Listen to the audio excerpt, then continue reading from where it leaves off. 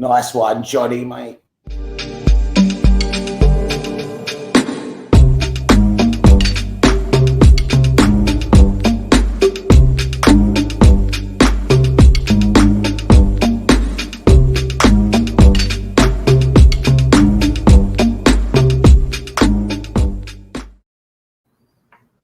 Hey guys, and welcome to a brand new episode of The Lost Resort. It is a show we bring to you every Thursday live on Twitch, YouTube, and Facebook. We will be discussing food, music, how to survive this freaking quarantine with my favorite artists. So without further ado, I don't even know why I said that. I never talk like that in real life. I have my special guest, Jessie Rose, and Claude VonStroke. Hi. There he is, the gnome in the blue hat. I get it like a life aquatic kind of.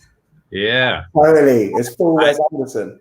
I need to bring some color into this dreary days. Fair. I'm wearing white, first time ever. White is a strong color, like to wear. You have to be really brave, I think.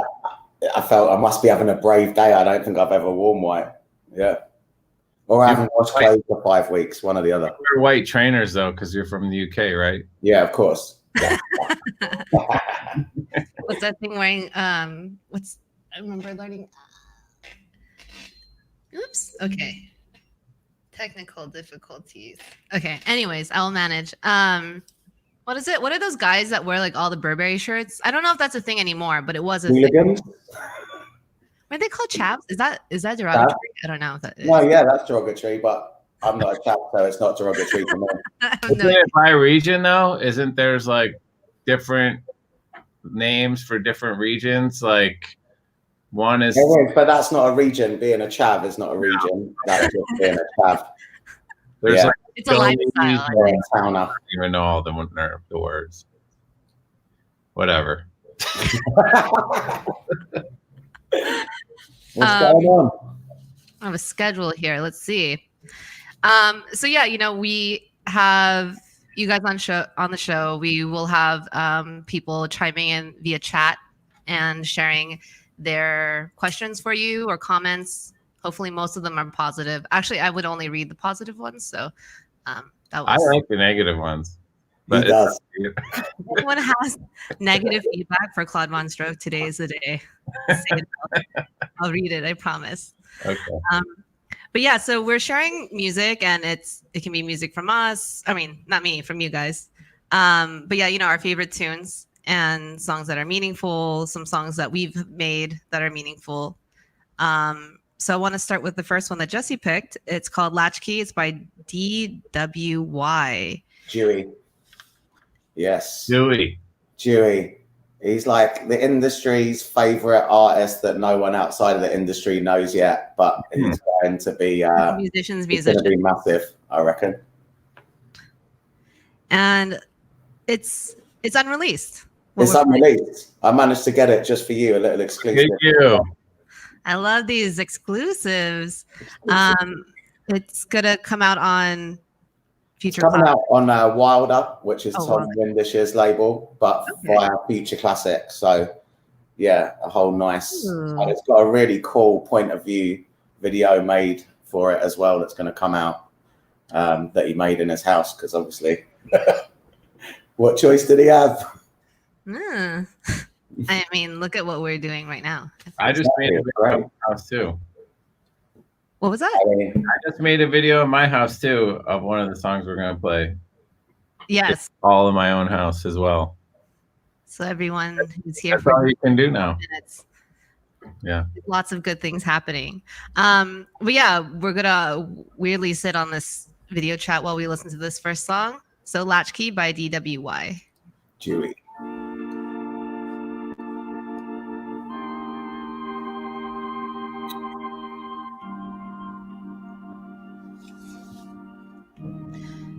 Again, we are live on The Lost Resort. If you guys have any questions for Jessie Rose or Claude VonStroke, please send it in the chat. Or nice things, or mean things. Apparently, Claude VonStroke wants to hear the criticisms. I don't really want to hear it, but I don't mind them. Never mind. He doesn't, I mean. Johnny used to dance in the devil. best friend had a tear tattoo. Mother was 3, drove, didn't get home to him. Latchkey baby had no curfew. High and white girl party in the bathroom. Never in the moment you performing, you just do it for the brand. Club, purple trees and redstone. Scrolling through fiction. Super rich kid addiction. But your mama said, be careful of the shooter. They may gap you mind Luther. Watch your back, they be shooting, boy. When you black, they want your future. Be careful of the shooter. They may gap you mind Luther. Watch your back, they be shooting, boy. When you black, they want your future. Staring at the city hall, style. Becky in your system with the James Brown. To turn this into a dance show. A battle. I feel like trying to dance to it, it's like there's like a 3-way lag.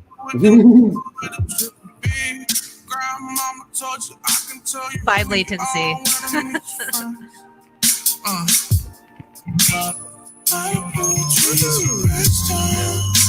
So good. Yeah, I'm really excited for this guy. He's like the nicest dude ever as well. Like, you know, sometimes you see an artist bubbling for like 2 years and you kind of know it's gonna go, but you're waiting. Yeah, he's that dude, I reckon. But your mama said, be careful of the shooter. They might gap you mind Luther. Watch your back, they be shooting, boy. When you black, they want your future. Be careful of the shooter. They might gap you mind Luther. Watch your back, they be shooting, boy. When you black, they want your future. But you can't. Round of applause is not what you need. Walls closing and you can't sleep. I mean, look at this guy. What a sight. What a vibe.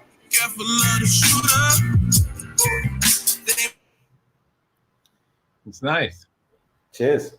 I think Toki just froze. Oh, really? So it's nice. Oh. Sparkling water is, I mean, Jessie, you're European English. I know you like the sparkling water. Barclay, do you like sparkling water or flat water? I like sparkling. I'm drinking sparkling water right now. No, I like flat water. I normally like flat water, as you call it. It's weird to say flat because in England, flat is when the bubbles have gone out of the water. So we call it still water. But that's good too, kind of. Flat would be like when your Coca-Cola's gone flat. You're like, oh, I don't want the Coca-Cola. Oh, yeah. This is Americanisms. Love them. Should we call you Jen or should we call you TOKiMONSTA? You know what? I don't really know anymore. It's one of the things where I think like if I had stuck with it in the beginning and just been like everyone just call me one name, it would have been okay. But I don't know. I always call you Toki. Yeah. Yeah. TOKiMONSTA feels a bit formal. Yeah. When I have friends in more like the rap world, they don't want to call me like a name. They always want to be like Toki. Yeah. It's a preference. And then I have people in other worlds where like, I don't know if I'm like cool calling you a weird name. I just rather call you by your birth name. So then they call me Jen or Jennifer. So yeah. I'll call Barclay Yogi Bear. So I mean, I just make a third name up. I answer to everything also. I answer to hey you. Wait. Yeah. I have this great story. So there was this one time I was trying to get breakfast at this like super hipster, amazing. I mean, it's amazing, but a hipster like brunch place called Squirrel. And this homeless woman was going through the line and trying to get people to basically give her money or buy her food. And then she just called me, "Hey, Blondie." And You responded? Uh-oh. I wish someone would call me "Hey Blondie." I have a few wigs, you know, if you ever need any. I'll take it. You know, what beggars can't be choosers. Might be a good look. What would you look like with like a blonde wig? Who would you look like? Do you know what's mad is, and this really does make me happy. One day someone said to me, "What would you look like with hair?" And I typed into Google Jessie Rose with hair, and it comes up with pictures of me when I had hair, and I was pretty excited about the fact that that's possible. I think you would look like Jeremy Piven. I looked like Jeremy Piven in my golden era. Yeah. I think so too. That's a good and observation. now I look like more like Joe Rogan. It is what it is.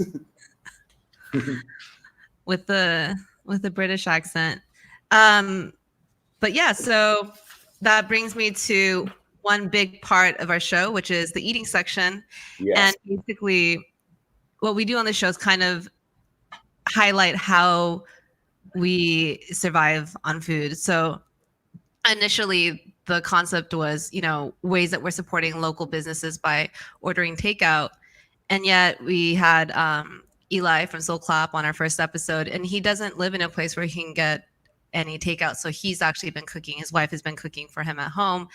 And so we realized that everyone right now they're really taking different approaches to how they're surviving and eating and all the like handling their meals. So I'll start off with Jessie. What is your approach? Well, I got ill for the first 2 weeks of lockdown or just before lockdown and started just eating at home the whole time. And then I was like, oh, this is pretty cool. And I'm being really healthy. So I've just continued to I haven't ordered out for like 6 weeks, but I did see that Naka are doing a bento box, which I try to sign up for every week to try and get. And you've literally got to be like on the second to get this bento box. So I would travel across LA to get this bento box. I would make the exception. So I made the carbonara, which I'm going to get because I'm pretty hungry. Here's Andy. Hi, sorry. Hi. That's my wife. Oh. She's bringing the food. I don't know if anyone cares. I don't want to interrupt Jessie's thing. Yeah, okay, go first. Okay. Explain to us you have the full screen. What is it that this is well, it's a little bit, it should have been, you know, shown probably 15 minutes ago, but it's my family recipe of spaghetti carbonara. My dad's from Italy, from Genova, and my brother was brought up in Milan, and my brother taught me how to make this, which is basically like onions, garlic, bacon if you don't have pancetta.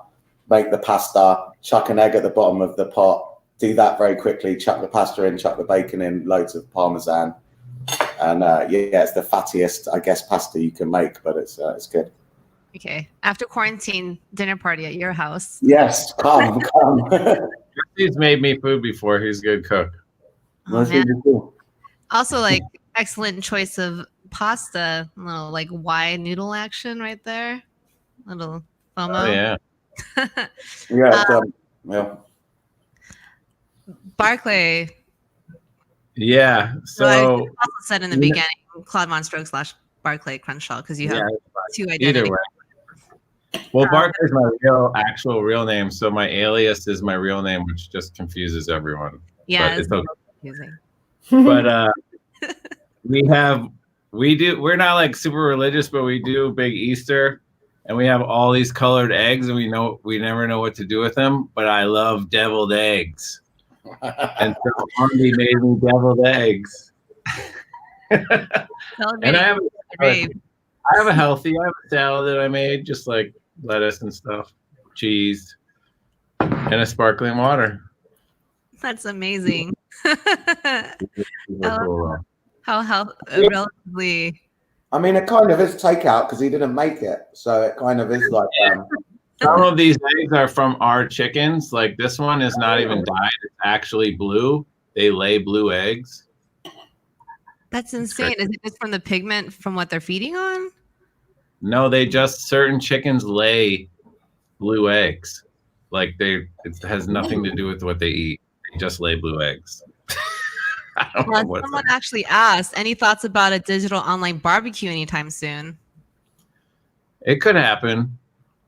It took us 2 weeks just to figure out my live stream. So it's going to take at least another 2 weeks to figure that out. But yeah, we're talking about doing stuff like that because, cool. You know, it doesn't like we're going to any nightclubs. So I ordered a lot of food. I'm going to hope that I don't eat the entire thing I might eat all of it. Okay. So I ordered from this place called Rice Box, and they do Cantonese barbecue. So Ooh, that looks better than mine. Yeah, I don't mind. Wings, and then these beautiful bows that are, I think they have like a mushroom filling, so they're vegan. Wow. Like, the top, and then if that was not enough, I got like a three course, 3 entree barbecue platter. So there's some bok choy, and then there's rice underneath it. This is, I think it's like a eggplant mapo tofu kind of vibe. This is soy chicken, almost like a Hainan chicken, and this is some crispy pork situation, and then there's like some ginger scallions sauce, and I don't know what that is, but I'll find out during this show. And my goal is to take my time while I'm eating this, but if you guys play these like long songs, I'll be eating most of this. I'll be really impressed if you finish all that food. That would be crazy. I reckon I could do it. But yeah, okay, so this is like a highlight for me. I actually am excited to show everyone. You have this music video you made, Barclay, called I'm Solo for your Claude VonStroke alias, and you made your music video at home. You want to explain some of this for us before we watch it? I made this song for my fan club, Claude's Club, and then they had so many awesome notes that I just decided to finish the song with their notes, and some of the notes were amazing.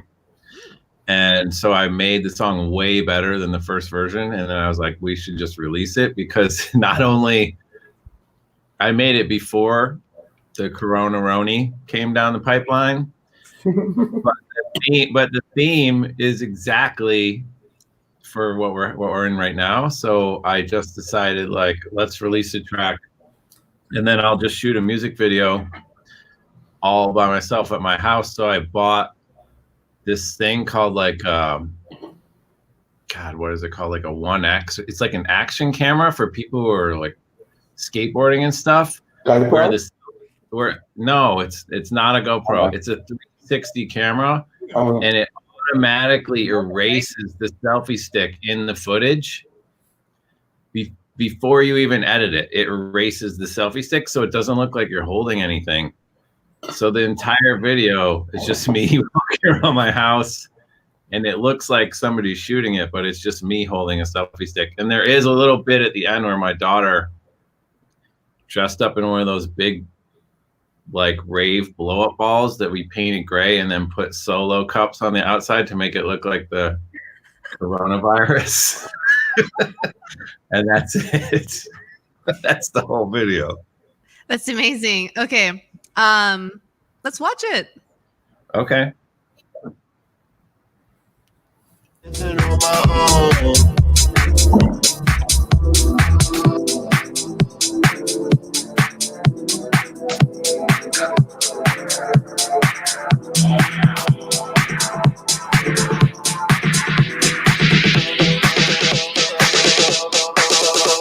I'm solo, out here working on the dance floor. I'm solo, nobody's coming in my zone. I'm solo, out here working on the dance floor. I'm solo.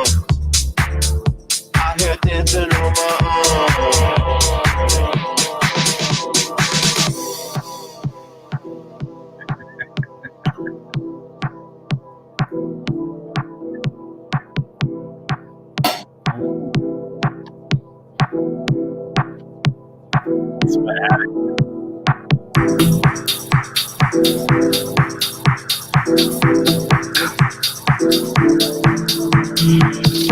Guys, I'm running out of toilet paper.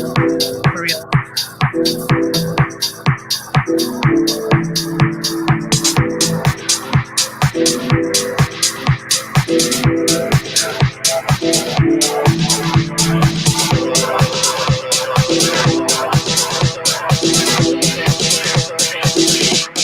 I heard my daughter.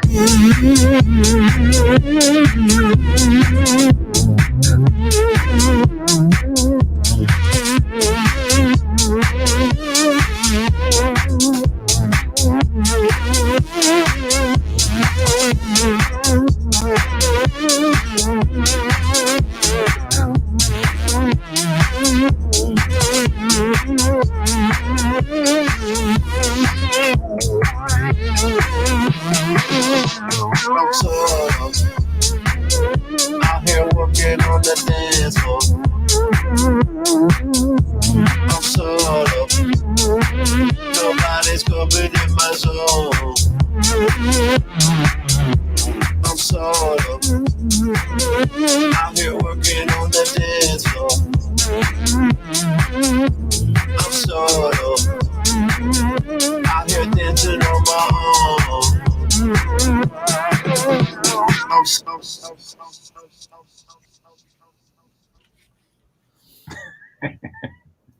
You're solo right now. That was my my favorite part is that you have your daughter running into the screen or the glass door multiple times in the edit. Yeah. True. She did it. But that ball, you can't get hurt inside that thing. It's unbelievable. 1 minute. So a few things. Firstly, was that ball supposed to be Corona? Yeah. That's the coronavirus ball. Yeah. That's pretty mad. How did you get a coronavirus blow up ball so quickly? So we couldn't find one that would get delivered here on time. And so my friend Blake Shine found out that my friend Greens had one. These are all people that work at Dirty Bird Campout. And Greens is like the green team leader. He had like 3 of them. So he dropped it off at our house. And then I blew it up and painted it with gray paint that is the color of our a part of our house that we just had sitting in the shed. And then I had all the red Solo cups in the cupboard, and then I just taped them on there. Wow. and I said, Ella, will you just spin around for 10 minutes? The funniest thing is the whole video, I didn't even use up the card in the camera. It only has 40 minutes of footage. I shot the whole thing in one day, and I didn't even use the whole card. That's so dope. I used to be a video editor, though, to be fair, before I was a musician. So I kind of remembered how to edit. That's good. It's just like I used to edit Men's Warehouse commercials. Wait, what was that? Sorry. I used to edit Men's Warehouse commercials. Ooh, those are good commercials though, because everyone remembers them. You could be a customer there as well. I feel like you could be a customer there, I reckon. Yeah. Does it still exist? Do they still have them at the warehouse? What? Question, you guys. Does the Men's Warehouse still? It still exists, but the guy doesn't own it anymore. Who says you're gonna like the way you look? Who cares? Can I ask one more question? Is that it said featuring Barry Drift. That's whenever I sing on one of my songs. Yeah, I do it. It was I have all my super weird. I have multiple personalities. Yeah, fair. I was like, this is weird that you got a guy named Barry Drifting that I've never heard of to sing these lyrics. Yeah, I know. I am learning so much about you today, but that I had no idea. Is that common knowledge? Do people know that, or they do now? No, because usually I'm not in the video. So this is the first time that anyone would see that I am Barry Drift. Oh, this is your. I never really talk about it in the other songs that I'm the vocalist. There's probably like 4 other Barry Drift songs. Does he get his own So publishing? right. How does that work? It might be a breakthrough on this TV show. Can I pre-curse that like any curses that I'm doing towards Barkley is because I have known him for 15 years and I'm generally not mean to people I don't know. Just in case, like, anyone just thought, hey, this guy's really picking on this on stroke fella. We go back and forth. We go back and forth all the time. All the time. Yeah, for years. Mm. Jessie was the first person to call me from England to be like, hey, what the heck is going on over there? I like these records. And then we just became friends. Oh, Long that's time really ago. lovely. And I can speak on your behalf, Jessie. You're a very lovely person. But I like this. You guys are funny. We are funny looking. Nah, you look great with that like rare white shirt. Wait, was that before? Maybe that's before we're on air, but we're talking about how rare it is for you to wear white. But today's first time ever. 5 weeks no washing, climbing out. Oh man, tough times. So let's move on to this other song. Jessie, you picked this track called "Crowns for Kings" featuring Black Thought, and that's by Benny the Butcher. Benny the Butcher. I think like Benny the Butcher, it's like the new Wu-Tang Clan. It's like a crew out of Buffalo. You know about this crew, Barkley? Dude. No, but I went to the University of Rochester. Oh, you're gonna really dig this song, man. Trust me. Are they like Your with type Smith Wesson, Smith and Wesson? They're also from Buffalo. These two rappers. They're not in this gang, I believe. It's like Conan. There's like 4 of them in this particular gang, but they're actually from all a gang. have that throwback New York vibe. I'm excited to hear this. All right, let's hear it.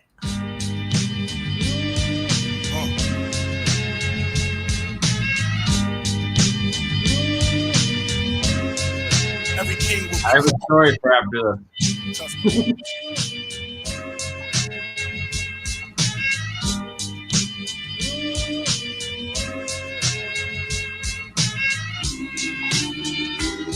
This marathon shit, so let's see who first to the finish. If it's less than 100 racks, it don't deserve your attention, cause burdens come with it. My second test was serving a sentence. My first was make a brick jump like it was hurdling fences. Certainly, my last shit was a courtesy, nigga. And further we got bust downs before you heard of me, nigga. Shoe boxes stacked with racks sitting vertically in them. Again, any questions or comments, please chime in the chat. I sat back a vet and watched beginners winning my belts. Burnt my bridges, came back a good swimmer like Phelps. You know the feeling, young black male, what y'all dealing. Take your whole life to get it, it only lasts you a minute. In the kitchen counting cash with cats with backward agendas. Put a Benz in a break, then toss it back in the blender, that was us.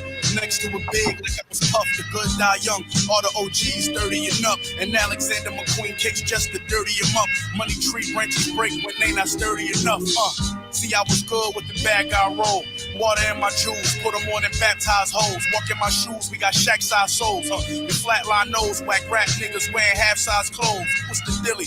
I'm only about 6 hours from Philly. That's an hour on a plane, I make it 3 in the Bentley. My bitch keeps saying I'm famous, but it ain't hit me. I'm too ghetto, mellowed out. This Hollywood shit tricky. See, John Martinez says pasta drool. You play this game, you better play it hard. The judge give you life, and later that day, he gonna be playing golf. I'm from that era, we don't pay it if you waited wrong. Back when your parents got your baby shoes plated bronze. We took hip hop and made it off. I sold quarters, just so happened I'm the author of your favorite songs. They bullshitted me, I played along. More balls than them niggas who got hit with the Reagan laws. Let's go. I actually went to see them when they came to LA just before we got shut down. West Side Gun, Conan, Benny the Butcher. It was heavy. What did they play? They played at what's that kind of terrible venue next to the Staples Center? Wait, next to where? Volvo or Velvo or something? I don't know. A horrible venue. Is it the stand where they sell the hot dogs with the bacon wrapped around them? Just, yeah, when you come out. Exactly. It's that venue. Hey, there's the guy Black Thought has an integral part in the start of Dirty Bird. because I hadn't met any of the Martin brothers. And then when I met Christian Martin, he was editing a music video that was made all in Adobe Flash or Macromedia Flash. That was Dice Raw featuring Black Spot, and they needed me to resync all the frames in Avid, and I had a job at an editing facility, so I helped them finish this music video, and that was why me and Christian Martin became friends. Wow. So if I hadn't met this tune, we never would have known how you and Christian Martin would have met. Right, and then I met Justin through Christian, and then it was Dirty Bird. So I basically somehow created Dirty Bird. Just like you created everything, Jesse. God. Why I'm wearing white? God, you know. Sorry, I didn't mean to talk over the whole song, but I thought it was a cool song. I feel like we're at the right time. Am I the only one actually eating my food right now? I've finished my food. I would have finished yours. I can do maybe one more deviled egg, but they're like heavy duty. I think there's a lot of company that have deviled eggs. I guess you can make. Yeah. You should definitely eat all the deviled eggs before this show is finished. There's 12 on here. Come on, it's a Corona challenge. That's not happening.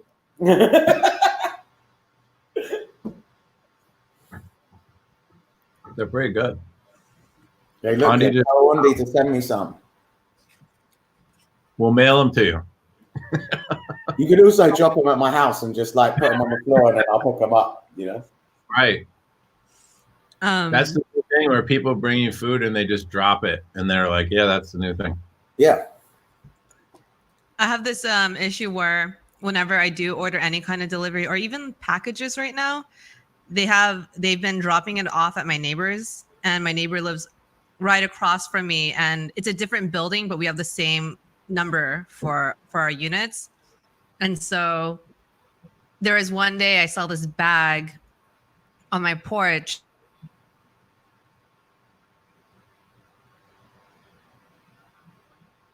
I think Sent me part of it. They left the other part at the other house, and then I just had to throw it away. That's not like a useful anecdote. I just wanted to share that. Can I say an antidote to that antidote though, please? I think it froze for a second, but I got most of it. I used to live next door to Steve Angelo, and one day I ordered a mass amount. There was like a studio in my house, and I had a massive amount of food arriving. It was Indian food, a lot. There was like 10 people at my house, and it didn't arrive. And I called them, and they said, no, we delivered it.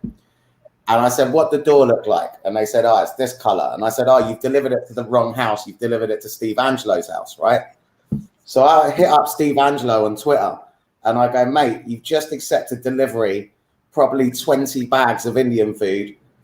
And he was like, I thought it was mine. And I was like, you know it weren't yours, because you know if you ordered 20 bags of Indian food, you surely know. And a whole Twitter beef continued, and I never got the food back. No, I didn't get the food back. Do you remember when we had that little problem with the other guy from that group? Who was that guy? That must have been 12 years ago, man. What was his name? What's the other one called? Steve Angelo. Ingrosso. So Ingrosso walks in this backstage and looks at me and Barkley. We're in Australia on tour, and goes, "Look who it isn't! Look who it isn't! It's the underground DJs." No, that's not what he said. He was actually way funnier than that. He had a good dig.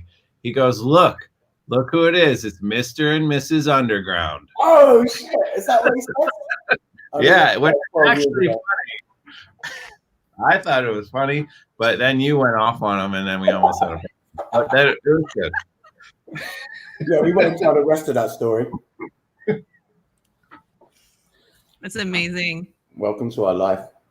It's a beautiful and wonderful life. Have you guys gone on tour a lot together, or or spot dates? Yeah, we played a long time. Not on tour. That was the only time we went on tour together. But I used to invite Barkley to play at Panorama Bar, and I played the first. I think I was the first person to play the park party, right? That wasn't a Dirty Bird. It wasn't on Dirty Bird. I was the first guest in Golden Gate Park. Yeah. In the Golden Gate Park. Probably the only guest. That's, I don't think there's any guests. Theoretically, you are on Dirty Bird because you've had remixes and tracks that have gone on the label. But at that time, I hadn't. So yes. I'm definitely a guest. But so theoretically, still, there was never any guests. That was seriously, like that day, it's like, you've played like 10,000 shows or whatever it is in your career. That day is in my head for life. Like I forgot a lot, but that day was just a magical nice party. Yeah. Back when we did parties for free, everything was just nicer. Yeah. I think technically everyone's doing parties for free right now. Yeah, right. It's true. Now we're back to that. So everybody's doing parties for free again. You're right. Yeah. I mean, it's kind of crazy to do these streams because I know for a lot of musicians and DJs, it's not touring is the bulk of how you survive, right, in this industry. But it's almost like humbling for people to be like, okay, let's just go and share the art for what it is because you can play it and people will listen, or you can just not play it. So yeah. I don't know. I've been finding it really humbling. At first, I was like, I don't know if I want to do these streams. I'm not really used to it, and like people can see me for a long time, and it kind of made me feel like up in my ego and things like that. But now it's. Can I ask you a question about this? Like, I have this reoccurring question that keeps coming up, and maybe you have an opinion about it, where artists are like, hey, can you delay my release till fall because no one's going to listen to this club track until we go back to the clubs? I think that's stupid just because you need to just get people to listen to your music all the time. And I don't know. I don't feel like that's going to work. And who knows if we're even going to be back in the fall. Yeah. I think I actually had this conversation with Justin the other week. Humbly in my opinion, I think that people need upbeat music to listen to. It's not like you can you can release it now or release it later, but eventually you're going to release it. And the circumstances, you don't know how much better they'll be. So are you going to hold on to the song for the next 2 years, potentially? Yeah, and right. Even in LA alone, the mayor here has just announced that we might not have any concerts or public events till 2021. And you can't then rob people of fun music just because you assume that it only will go off if people can go to the clubs. People still want that at home and need that kind of energy. But that's, again, just my opinion. But I think I agree with you. But also, what does it do for you as a creative person to hold on to all this material as well? Because you're going to be like, oh, I have all these things stockpiled, so I don't have to do any work. But I don't think that's a good policy either. You should just make stuff all the time. Yeah. Sometimes musicians can be very precious about their music. And I find any moment where I'm like, oh, I don't know if I should put this out. I feel like I should save it for a better moment. I've always regretted it early on. Yeah. So now I'm about just, put it out in the ether. People will catch it or they don't, but it's better than holding on to it. I have an answer on that. Go ahead, Jessie. I used to be precious with music, and I was speaking to Kenny Dope from Masters at Work, and Kenny just said, you're crazy, just put everything you make out. I mean, this is when I was making music. Put everything you make out. And I was like, I don't know about that. And he says, you know what? I made this record where the beginning messed up and the intro was 7 minutes long, and then it dropped into the record because at that time he was recording on a DAT and it was just going around. And that record ended up being Buckethead, which was a B-side, These Sounds Going Through My Mind, which ended up being his biggest ever record by million. I mean, it was a #1 record in many countries around the world. So I think it's pretty good advice. Yeah. Well, if you really one of the best examples is just go to Stevie Wonder's music page and look at the 4,000 singles on there. Well, they're not all good. I'm telling you. They're mostly good though. That's the thing. Baby Stevie. When he does Baby Stevie. I saw Stevie Wonder live last year in London. I was crying. But I mean, he probably has 10 tracks that made like the most incredible impact out of those 4,000. 20% of the 80% is what is successful. Yeah. Good things to think about during this time. Are you guys actually working on any music right now? So I know like artists are yay, nay. Some people I'm in here every day. I'm doing something with Mark Hool right now, and it's like a straight techno record, and that's why I was thinking like, what are we gonna do with this techno record?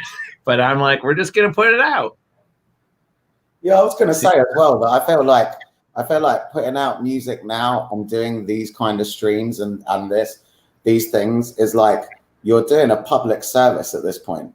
And people will really remember that public service that you could have made more by maybe waiting, or you could not do this and be doing something else. But you supporting and giving entertainment and teaching people something or having fun, that won't be forgotten. And all the artists that I'm working with through OCA, we're like really promoting everyone to do streams and interviews and put out music and really just like keep people going. Yeah, people. Well, thank you. Yeah, people are so vocal about how thankful they are too. I had mentioned, right? I was weird, live streaming is not something I've really done before, except maybe a boiler room. Putting my sets online is not something I do very often either. But I decided to this week I would do that. I had done that big electronic like streaming festival called Digital Mirage. So I had recorded that set out in Joshua Tree, and I decided basically yesterday that I would post it, put it on YouTube, put it on SoundCloud, just let people enjoy it. And it was the biggest response I think I've ever gotten on social media, even up until this time. So all the people constantly, it was like, hundreds and hundreds of people just saying thank you. And I realized how important it is for you to give back to the community, not in terms of, handing people hand sanitizer and masks, but also giving them art to consume while they're just sitting around. 100%. Yeah. Sorry if I got like kind of deep right there. But this song we're going to play next is one of my favorites.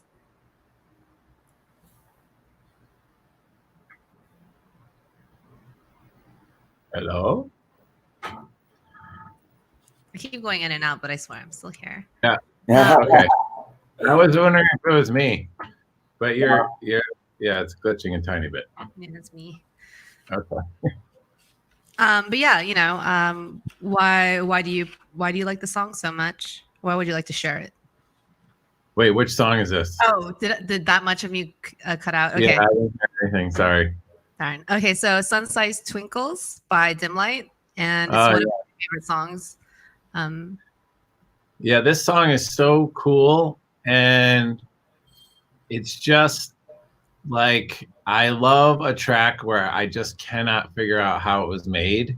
When I listen to a track and I really like it, then I start listening to it and say, well, how do they make this? And then I'm listening to this one and I'm like, I don't get it. Like there's all these really weird slides in the vocoder and it's super interesting. And it's also really pretty and kind of technologically proficient as well. And it's also creepy, like Virus Times, minor chordy vibes as well. Amazing. I have an anecdote to share about Dimlight afterwards, but I'll play the song first. The Sunslice Twinkles by Dimlight.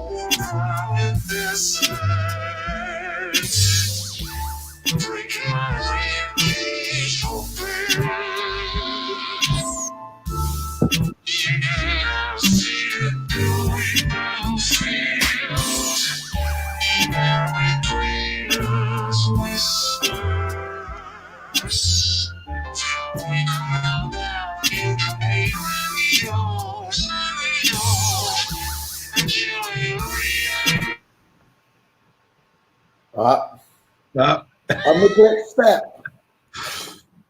Damn, I really wanted to say before that that's how me and Switch felt when we first heard James Blake, Air and Lack Thereof. The what? James Blake, Air and Lack Thereof. Oh, yeah. Record. Me and Switch were just like, how did you make this? Yeah, I was thinking the same when that album came out. Like, there's a couple of tracks on there where I was just like, the RNS EPs. So well put together in such a weird way.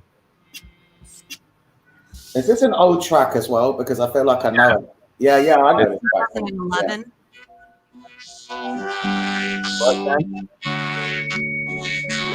Yeah, you're back. Corona internet. It's all good. Just be quietly eating on the side while my internet breaks down. Yeah.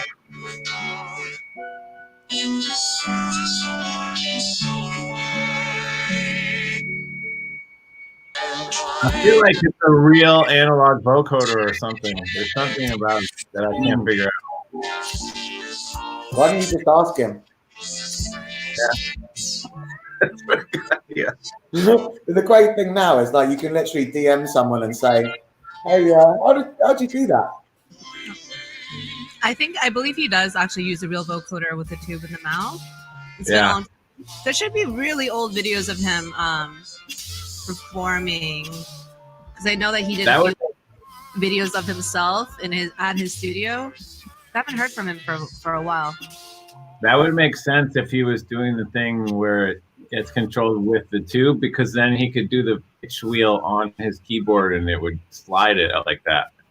Totally. And yeah, this song is soulful, man. Prism Tops. This was a really good one. He's had a few. It's like one or two before these that are also. He was really prolific. He made tons of music. I don't know what he's up to now. I think I heard this at Low End Theory. That would make sense. Yeah. Okay, like I was gonna say hi, but then he walked away.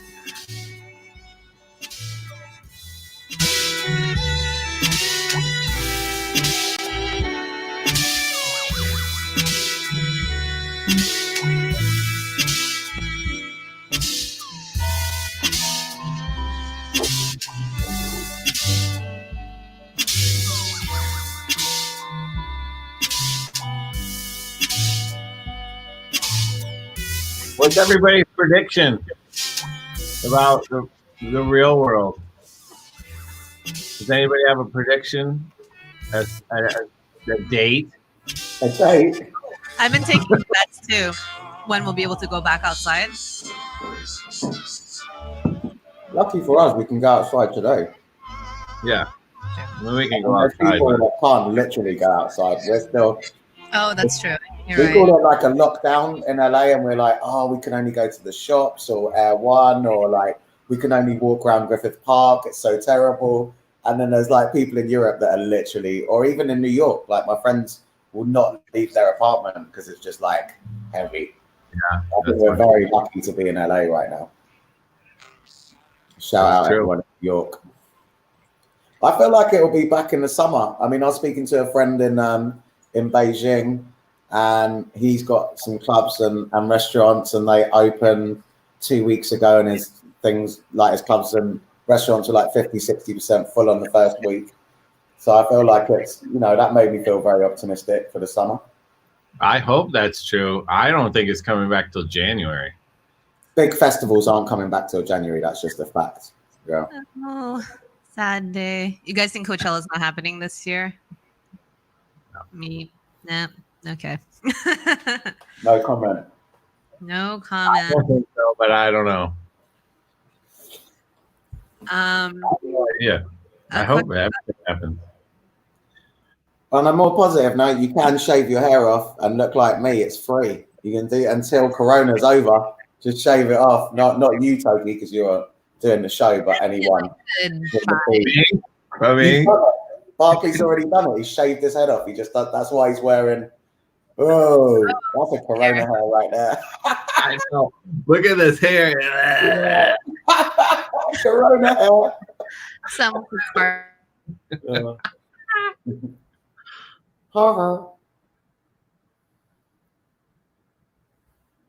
What else is going on? Am I back?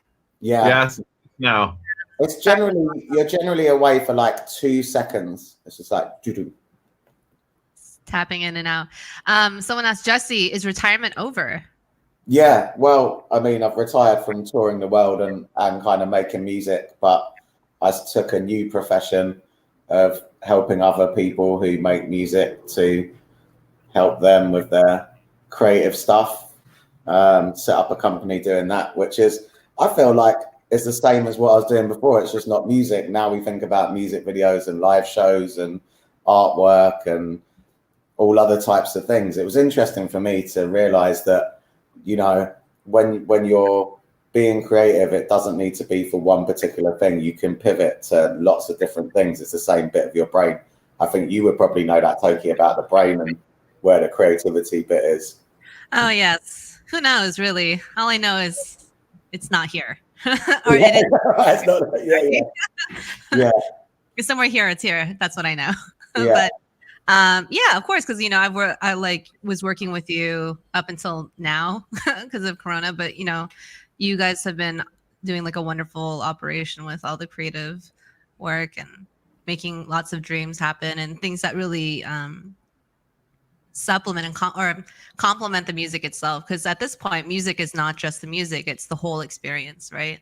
It's music, it's the music, it's the person, it's the show, and all of that is important. And in terms of like, I guess it's reaching your audience and really having that rapport with them and that kind of impact. So, I feel like it's just great to be able to work with artists because they've got an idea in their head, but they might, you know, not be able to like vocalize exactly what it is. And it's your job to make their dream become a reality in terms of the creative. And to watch someone, it's nice because it's not about me.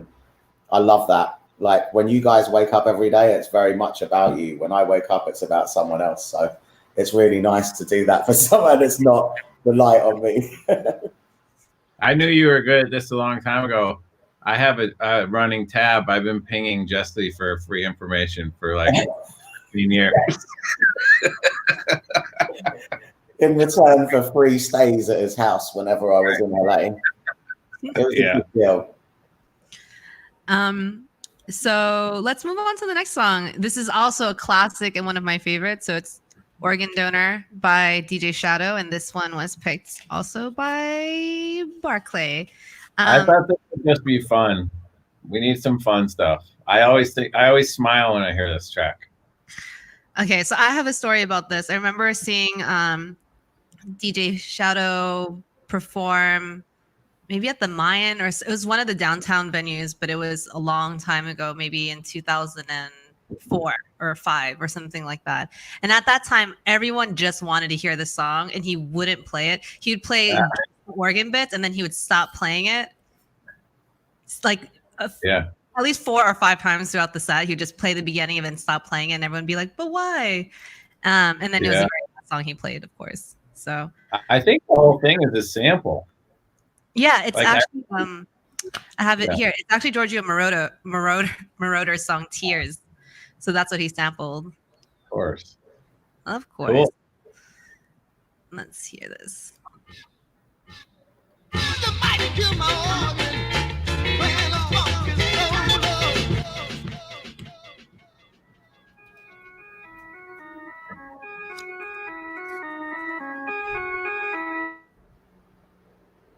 Do, do, do, do, do, do, do, do. Come on, fill it in. Do, do, do, do, do, do, do, do, do.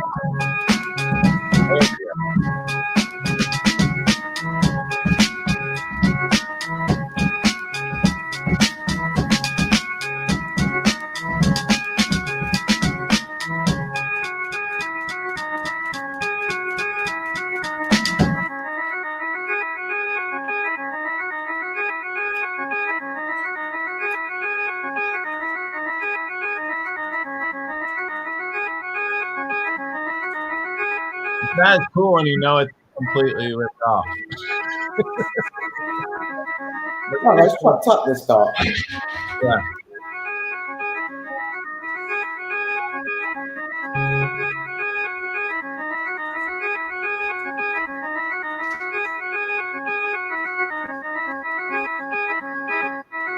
That's up there.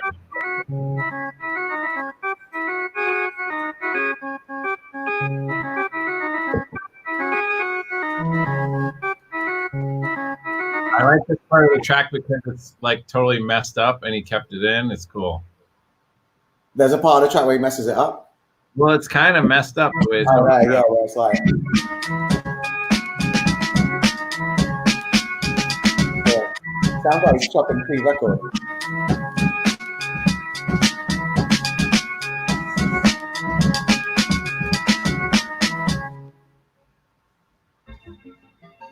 That's it. That's amazing. That's not okay. So I know for a fact that there's several different versions of this song that Oh, he's, yeah. but the version that I seem to have been sent was only 1 minute and 57 seconds. That's There's tough. like I heard there's you like coming in. mixes and Yeah. Oops. And also just to explain to everyone, unfortunately, because my regular computer is in the shop right now, the internet seems to be not connecting super well, so it's going in and out. Just want to make that clear for everyone else. But yeah, I love DJ Shadow. He's like one of my #1 inspirations. He had, what is it like? I remember hearing this kind of like old wives' tale, or maybe it's true that he had taken. Do you guys remember that Love Break? It's like a really big drum break and it's super long, but he had been the first one to go and chop that up on the MPC into like 1 billion, like 3 minutes worth of drums, and he just like went and chopped it up. Oh. And I don't know. It was like a big deal at the time, but I guess now everyone uses sample packs, so it's not really a big deal anymore. But I feel it's that. like Photech. Photech recreated these breaks that were like so genius, and now everyone's like, that's easy. Yeah. And he did it. It was incredible. Have you listened? Do you know the track "Love" by Jazzanova, where it samples like 300 records that have "love" in it, and it's like "love, love, love, love, love." That took 1 year for them to make, and it sounds. You can hear the work, but it still sounds great. Wow, that's cool. Check it out, "Love" by Jazzanova. I will. What else you got to do? Eat see. this salad. Next song. So let's see. We got. Are we doing "Valley of the Unknown"? Yes. No. Valley of the Shadows. Yeah, "Valley of the Shadows." And who's it by? Unknown. Original Unknown. That's it. Yeah. Yeah. I used to listen to this when I was a kid, listening to pirate radio in London, and like stay up to hear them play these type of tracks. So the fact that I don't know the name is because I only recently found it, and it was like, thank the Lord for streaming, because if you didn't have streaming, there was records. I've been looking for that record for 20 years, and then it was just there. Beautiful moment. I will say that the radio in England is so much better than the radio here. Like when I go there and I just turn on random stations, I'm like, what is this? Every single time I go there. It's called good radio. It's a cult. Yeah. Only joking. Yeah, right. But not joking. Jessie, can you explain what exactly is pirate radio? Oh, so in London, pirate radio is that when you're going through, wow, I'm going to sound well old now. Who listens to when you're going through an analog radio, you flick through the dial, and in between the main stations, there are other little stations that are illegal pirate radio stations. And what they would do is they'd set up one antenna, send it to another antenna that would broadcast. So when the police found the antenna, they wouldn't find them. And it was generally I guess from ghetto areas of London or Manchester or different, but primarily London. And the music on there, pirate radio started with the beginning of hardcore and drum and bass and that jungle. That was the beginning of pirate radio. Maybe for us, I mean, there was hippie pirate radio on a boat before that. Most people people know Rinse FM. That was a pirate station. That was a pirate station, exactly. And then it became legit. So, Original Unknown is actually a drum and bass duo with Andy C and Ant Miles. Oh shit! Fuck, Andy C's got to be like 100 then, man. Like, how is that possible? Because I was a kid. That's cool. Wow. Let's see. Discovery. I could have just asked Andy C what the record was. Dun, dun, dun, Now dun, I'm super excited for this record. Oh, it's a tune. Okay, so the track has two main samples. Felt that I was in this long, dark tunnel from a BBC documentary and 31 seconds from an Apollo 11 countdown. So that's some little bits. I'm excited to hear it. I'm excited for the knowledge. A lot of build-up for this one. It's actually shit. See if you can deliver.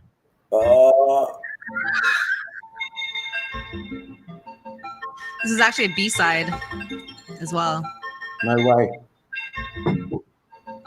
That's a bad company already. This is on Ram Records. Makes sense. Ooh.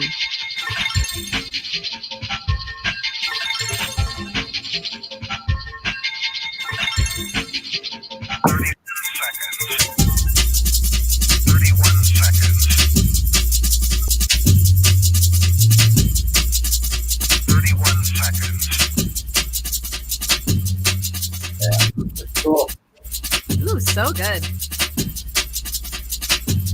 I like driving around LA listening to it and people just looking at you like you're a real nutter. Somebody in the comments just said it samples Kraftwerk as well. Oh.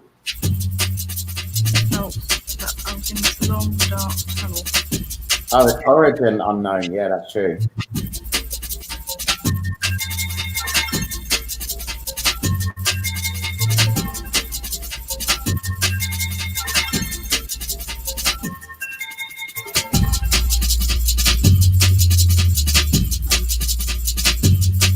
Definitely sounds way better if you've got sub bass.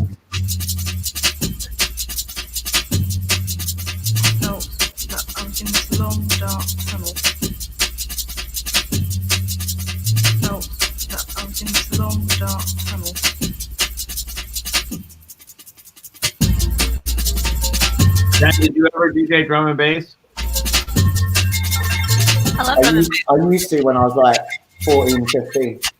But no, not since then. I've got a good collection though.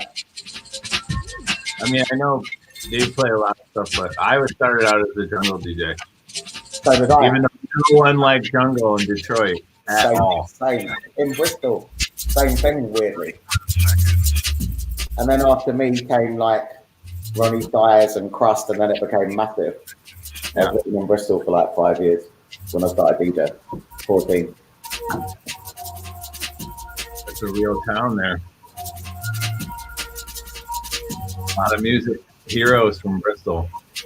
The first person I ever booked when I was 14 was Daddy G from Massive Attack. My dad was the door. We paid him £150 and we thought, wow, if you earn £150 on a Thursday, Friday, Saturday, you're rich. Yeah. I mean, that's everyone thinks that about their first shows and stuff. Right? Yeah. £150.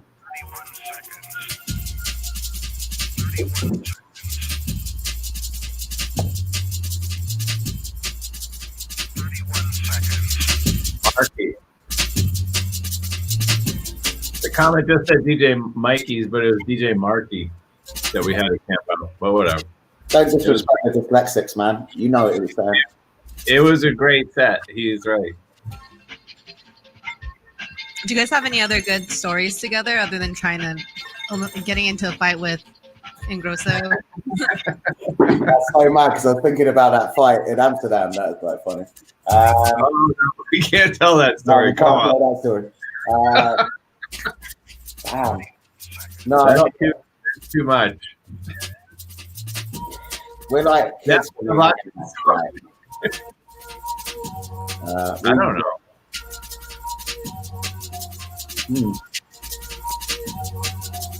Let's just say I used to get really drunk.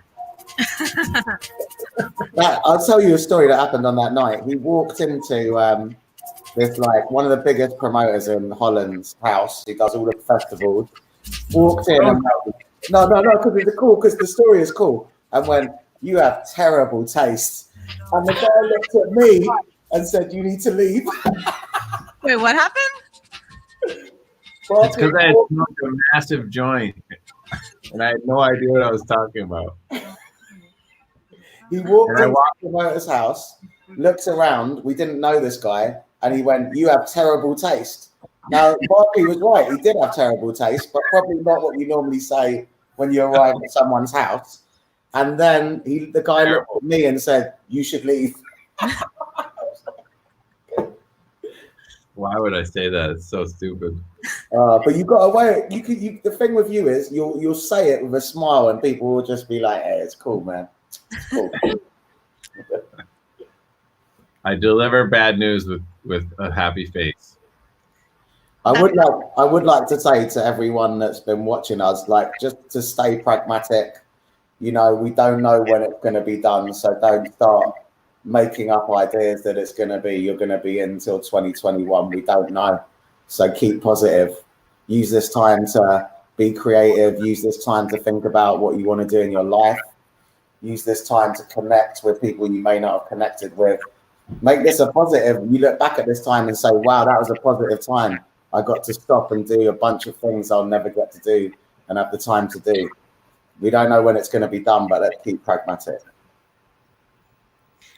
So with that, I just want to say thank you guys both for joining me today. You guys have some amazing stories. I'm probably going to prod you, Jessie, after to tell me what this other story is that you guys want to share. I mean, you don't have to tell me, but I might send you a text. You can tell her after, but it's too secret. Save it for another time. It's all good. Yeah. But yeah, thank you so much, Jessie Rose. Thank you, Claude VonStroke. And thank you, everyone else, for tuning in. We're live every Thursday at 3 p.m. Pacific Standard Time and 10 p.m. GMT. Next week, we have Wajada, a.k.a. Reggie Watts and John Tejada. So I want to shout out our distributing partners, Flaunt, Dancing Astronaut, Culture, Ear Milk, and DJ Times. Thank you guys all so much, and see you guys next week. See you guys. Thank you.